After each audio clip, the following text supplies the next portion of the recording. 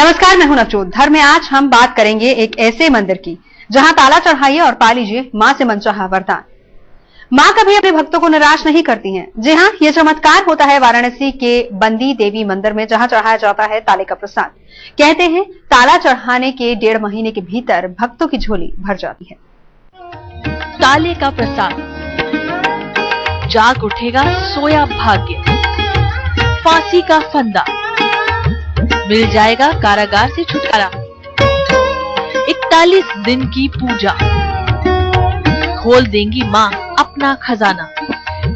या देवी सर्वभूतेषु शक्ति रूपेण संस्थिता नमस्तस्यै नमस्ते। तालों से प्रसन्न होती है मां। ये बात सुनने में थोड़ी अजीब जरूर लगती है, लेकिन है पूरी तरह से सच। ये मां बंदी देवी का मंदिर है और यहाँ मां की आराधना ताले से की जाती है। इस बात की गवाही दे रहे हैं ये ताले जो भक्तों ने यहाँ चढ़ाए हुए हैं।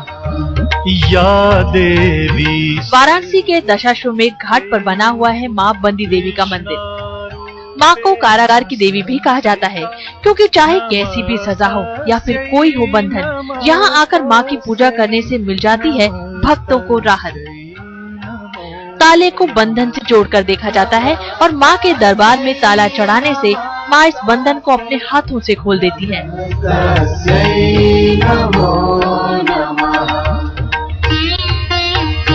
मान्यता तो ये भी है कि जिन्हें फांसी की सजा मिली होती है वो या उनके परिजन अगर यहाँ आकर फांसी के फंदे को कुछ इस तरह गले में डाल लें तो उनकी सजा भी मां खत्म करवा देती है। मां के इस चमत्कार में भक्तों का किस कदर यकीन है, इसे यहाँ आने वाले भक्तों की श्रद्धा को देखकर आसानी से समझा जा सकता है। संस्थिता नमस्तस्यै नमस्तस्यै नमस्तस्यै नमो नमः। मां को पाताल की देवी कहा जाता है। कहते हैं यहाँ मां भगवान विष्णु की आज्ञा से बसी थी। गंगा घाट पर मंदिर बना हुआ है जिसकी कंदरा में विराजती है मां। या देवी सर्व कहते हैं अगर 41 दिन तक लगातार मां की पूजा की जाए तो मां समस्त इच्छाओं को पूरा कर देती हैं, उनकी झोली खुशियों से भर देती हैं। मन्नत मांगने से चाहे जितने अगर जिस प्रकार से कि मौत के समय राष्ट्रपति उन्हें छुट्टी दे सकता है, अंतिम समय में भी यदि जिस व्यक्ति की बेल नहीं हो रही हो, जो व्यक्ति निजात नहीं पा रहा हो, जो व्यक्ति जेल से छूट नहीं पा रहा हो, इस दरबार में मन्नत मांग के तो देखिए महाराज, किस्मत के ताले क्या जीवन से उसको भवबाधा से मुक्त कर देती है हमारी बंदी माता। कहते हैं मां भक्तों को सजा से राहत ही नहीं दिलाती बल्कि सोया भाग्य भी जगा देती है। मां के आशीर्वाद से बिगड़े काम भी बन जाते हैं और सफलता के रास्ते की बाधाएं दूर हो जाती हैं। मां के चमत्कारों की कहानी लंबी है और महिमा अनंत। बस इतना समझ लीजिए, मां बंदी के द्वार एक बार जो आ गया वो फिर कहीं और नहीं जाता।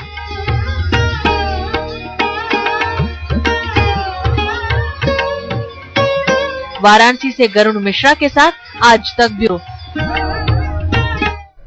वाराणसी में ताले से चमकती है किस्मत, तो वहीं चित्रकूट में गदा पूरी करता है मुराद। ये गदा संकट मोचन का है, जिसकी मार खाने से भक्त रहते हैं बेताब। कहते हैं कि जिस किसी ने भी यहाँ गदा की मार खा ली उसकी मुराद पूरी जरूर होती है। जय हनुमंत संत हितकारी, सुनि लीजय प्रभु विनय। गदा दूर करती है हर दुख, जन के काज विलंब न कीजय। गदा हर लेती है हर रोग, महासुख दीजय। पूरी हो जाती है मुँह मांगी मुराद। जैसे कूदी सिंह ये है बजरंगबली का चमत्कार।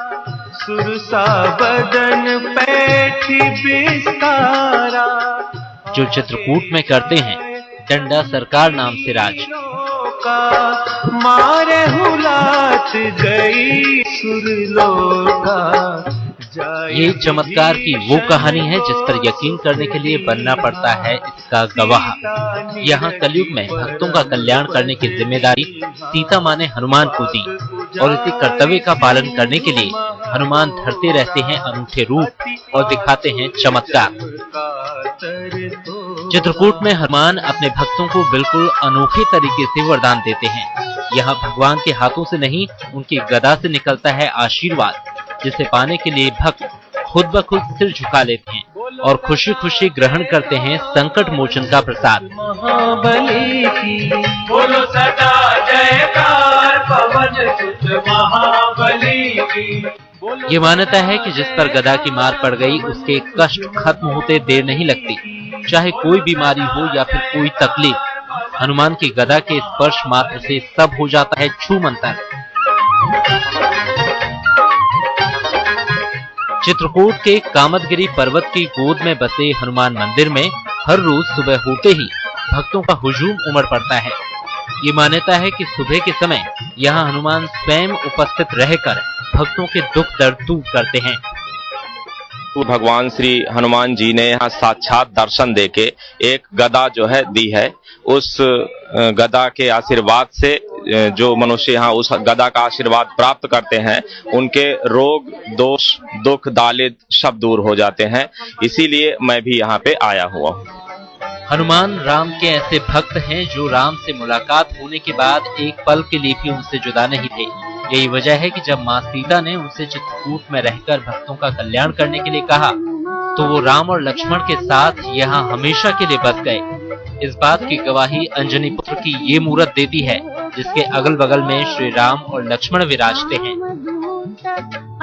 चित्रकूट में संकट मोचन के दर्शन करने और उनकी गदा से निकलने वाले प्रसाद को ग्रहण करने के लिए देश के कोने कोने से भक्त आते हैं और अपना जीवन संवार कर जाते हैं। संतोष बंसल, चित्रकूट, आज तक।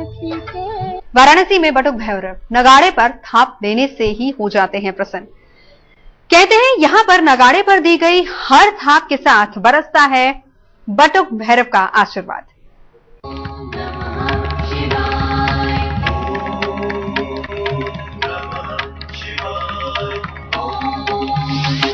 जब दी जाती है नगाड़े पर थाप,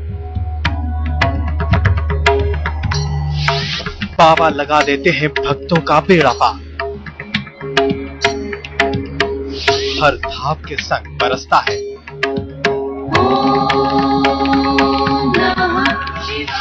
बाबा का आशीर्वाद।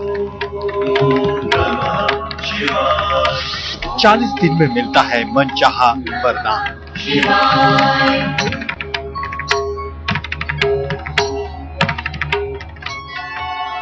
नगाड़ा बजाकर ये भक्त बाबा से मांग रहे हैं आशीर्वाद, लगा रहे हैं प्रसन्न होने की गुहार, ताकि हो जाए उनका बेड़ा पार।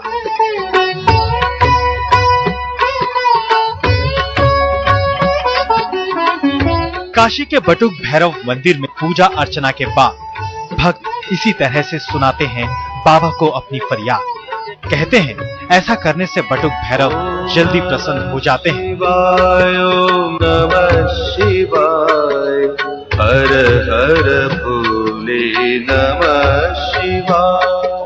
कष्टों को दूर करने में वक्त नहीं लगाते। यही वजह है कि यहाँ बाबा की आराधना के लिए भक्तों में जितना जोश होता है, उतनी ही आतुरता उनके दरबार में लगे इस नगाड़े को बजाने की भी होती है।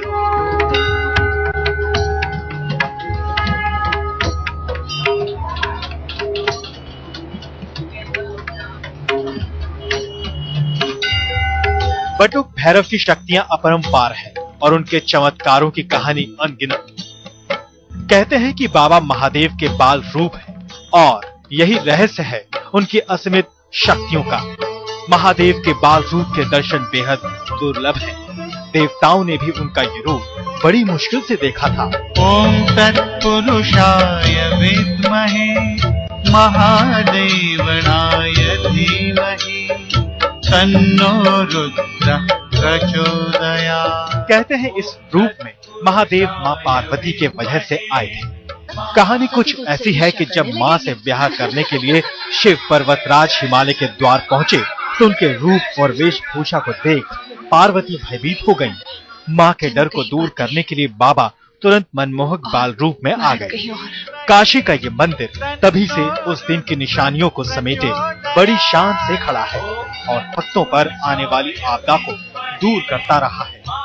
प्रणाम मेरे भाई बहन, आज का मंत्र है काशी मंत्र। इसका प्रयोग करते हैं त्वचा के रोग को दूर करने के लिए। कई बार त्वचा में रोग हो जाते हैं, कहीं कहीं जलन होती है, कहीं कहीं लाल हो जाता है, कहीं सूजन आ जाती है त्वचा में, हमारे स्किन में, तो उसको दूर करने के लिए, उसको समाप्त करने के लिए, उसको हटाने के लिए इसका प्रयोग करते हैं। पहले मंत्र निवेदन करता हूं, फिर इसकी विधि बताता हूं। मंत्र है वंदे काशीम गुहाम गंगाम भवानीम मणिकर्णिकाम। इस मंत्र को बहुत शांत भाव से उत्तर की ओर मुख करके संध्या के समय, शाम का समय संध्या समय होता है, 5 से 7 बजे संध्या के समय को संध्या समय बोलते हैं। जब शाम को 5 से 7 बजे का समय हो, उस बीच में उत्तर को मुख करके बैठ जाएं और 9 दिन तक लगातार प्रत्येक दिन 7 बार इसका उच्चारण करें, तो आप देखेंगे त्वचा रोग, जो त्वचा में कहीं जलन सी होती है, कहीं सूजन होती है, कहीं खुजलाहट होती है, वो नहीं होगी, वो शांत हो जाएगी। हम कामना करते हैं कि आपको ऐसा कभी ना हो। और मित्रों, मंत्र में एक बार पुनः निवेदन करता हूं, वंदे काशीम गुहाम गंगाम भवानीम मणिकर्णिकाम। इस मंत्र का उच्चारण करें और हमारी कामना है कभी आपको त्वचा रोग ना हो। अब समय है जिज्ञासा का। मित्रों, आज की जिज्ञासा है कि शालिग्राम पूजन क्यों करते हैं। शालिग्राम असल में भगवान विष्णु का रूप होते हैं। शालिग्राम की पूजा करने से भगवान विष्णु भी और लक्ष्मी जी भी बहुत प्रसन्न होते हैं और ये साकार निराकार दोनों रूपों की पूजा होती है। शालिग्राम की एक बटिया होती है, एक सुंदर पत्थर से रूप से भगवान काले पत्थर में शालिग्राम जी विराजमान होते हैं। उनकी पूजा करने से गृहस्थी को, प्रत्येक व्यक्ति को बहुत लाभ होता है, शांति प्राप्त होती है। जब भी आप पूजा करें, शालिग्राम पूजा करें, शालिग्राम जी को पूजन करने से आपके मन में शांति प्राप्त हो, आपके घर में संपत्ति रहे, संपत्ति प्राप्त होती है। बहुत शांत भाव से शालिग्राम की पूजा करने से घर में सब संपन्नता रहती है, इसलिए शालिग्राम पूजा अवश्य करनी चाहिए। मित्रों, मैं आपसे कामना करता हूं, प्रार्थना करता हूं कि जब भी आप पूजा करें, शालिग्राम पूजा अवश्य करें, इससे आपके घर में संपन्नता, शांति की प्राप्ति हो। मित्रों, इसी के साथ आज का ये कार्यक्रम अब यहीं संपन्न होता है। नई जिज्ञासाओं और जानकारियों के साथ आपसे कल पुनः मुलाकात होगी। तब तक के लिए आज्ञा दीजिए। आज इतना ही, बस। प्रणाम।